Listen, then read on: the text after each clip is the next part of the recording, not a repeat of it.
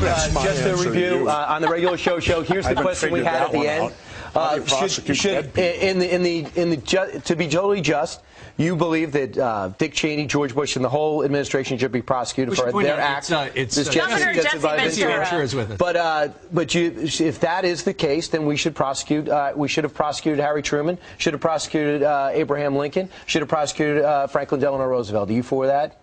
They're dead. But if you talk about justice, they're dead. So if they weren't, would you prosecute reality. Them? You're giving me a hypothetical that's bullshit. I'm giving you a hypothetical because you're making up Rosie O'Donnell-like scandals that says that 9/11 was an inside job.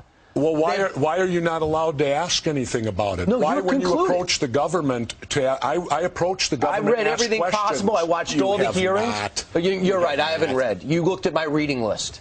Have you read the 9/11 report and you think it's a piece of fiction? No, I believe everything in it.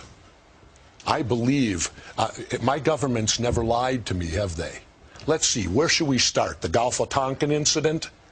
Now, that took us into war in Vietnam. They've now admitted it was a lie. So 58,000 of my generation were killed based upon a lie. But that doesn't count, does it? What does that have to do with 9/11? That shows that we will lie to go to war. We've been doing it for years. We will continue to do it.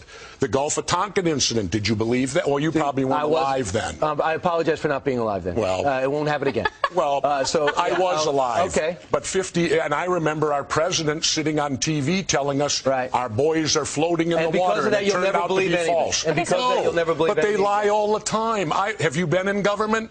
No, I have. All right, so that's so I've never been in the NFL, but I could watch a football game and judge what's going on. Why do we have the CIA embedded in all state government when their mission statement says that they're not? The question. If you just say one thing, you don't think the CIA has our best interest in mind. You don't think our intelligence branch. I never said any of that. But your questions and conclusions only lead to that one statement. That you think everyone's against America, no, the government's against America. True. Always remember, dissension's the greatest form of patriotism. Tom Jefferson said that.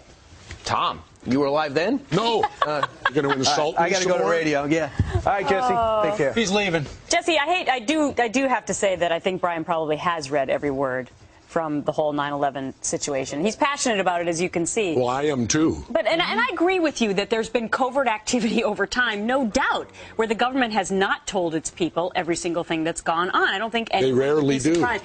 But when it comes to 9/11, are you so sure? No. No, but I ask questions, and what perturbs me is that you don't get answers. Nobody wants to talk about it. This event that changed our entire history of our country, why aren't we allowed to discuss it? Why aren't we allowed to ask questions? The moment you do, you get a reaction like he gave me. How dare you? How dare you question your government? So what are your questions? My questions are simple. I worked in demolition. I'm a former frogman, underwater demolition team. I know how to blow things up. How could the buildings fall at the rate of gravity? Basic physics tells you that can't happen. Yeah. And how did the cement get so pulverized? Just simply from falling, it was blown into dust. What energy was required to pulverize all that cement so into what dust? Conclusion do you draw? I don't know, but I certainly question, and yet I'm attacked when I question. You notice how if you bring up 9/11 and they have any questions about it, immediately everyone attacks you over it, tells you you're crazy, calls you Rosie O'Donnell, insult you. Why? Because I ask questions? I think a lot of people, Jesse, figure, well, you know, that 9/11 report came out, it said it was those guys over there, it was those Al-Qaeda guys. So people just go, okay. They've formulated an opinion in reasoned manner, and that's what happened.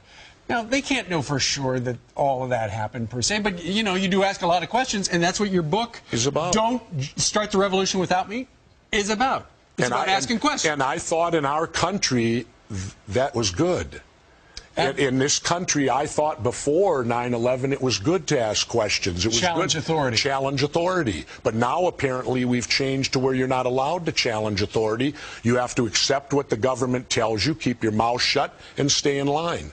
Well, that's not the America that I served as the military. I served because, to me, defense of free speech, popular speech, the First Amendment doesn't need to be defended. It's unpopular speech is why we have that amendment. And it seems that when you question 9/11, you're asking unpopular speech today.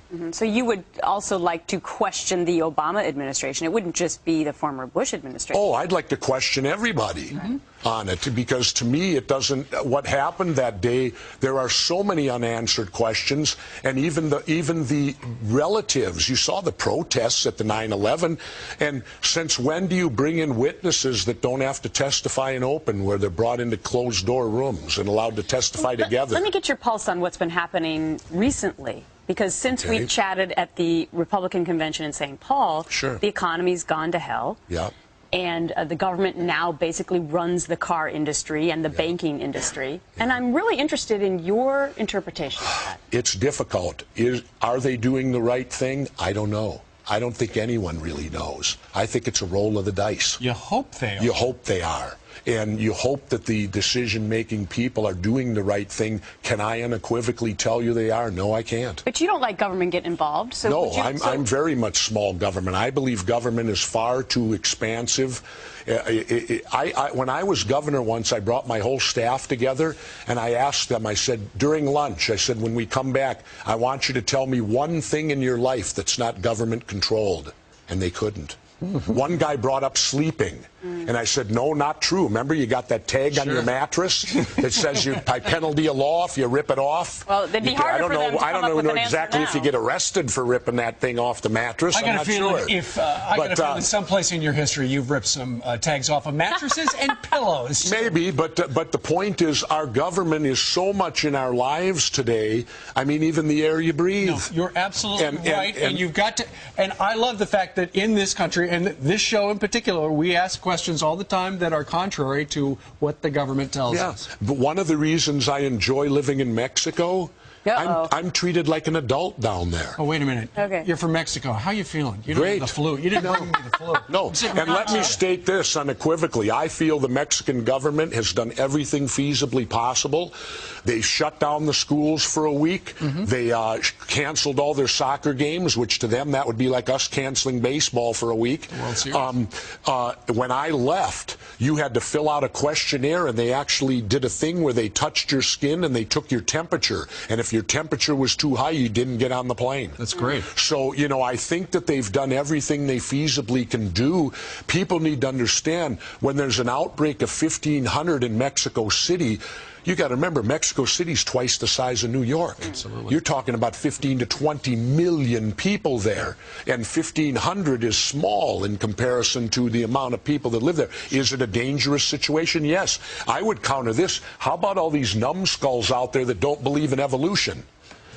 Swine flu, there's your classic example. There's a virus that evolves, and it will come back again. Once we fix this one, that virus will re-evolve, I do it, and it'll occur again. Now we're going into a whole other territory. All these people say evolution, it's just a theory. You know what I answer back with, Gretchen? What? So is gravity. That's just a theory. If you don't believe it, go jump off the building and see if it's real. Yeah, we saw what happened to those ducks earlier. Don't start the revolution without me, Jesse Ventura. Always a pleasure. My pleasure. All right. Never a dull moment, my friend. Absolutely. How's your blood pressure? My blood pressure is great. I'm surfing now, and that's my main thing in life. Is you look like a surfer now. Well, my hero now is Laird Hamilton. He's an attractive guy. I don't watch it, and it's not for his attractiveness that I like him. It's for his courage. That's why I watch him. And the waves he rides. He has great courage. He's a man of courage. Don't check out his wife. We'll be back tomorrow. That would be Wednesday. See you then.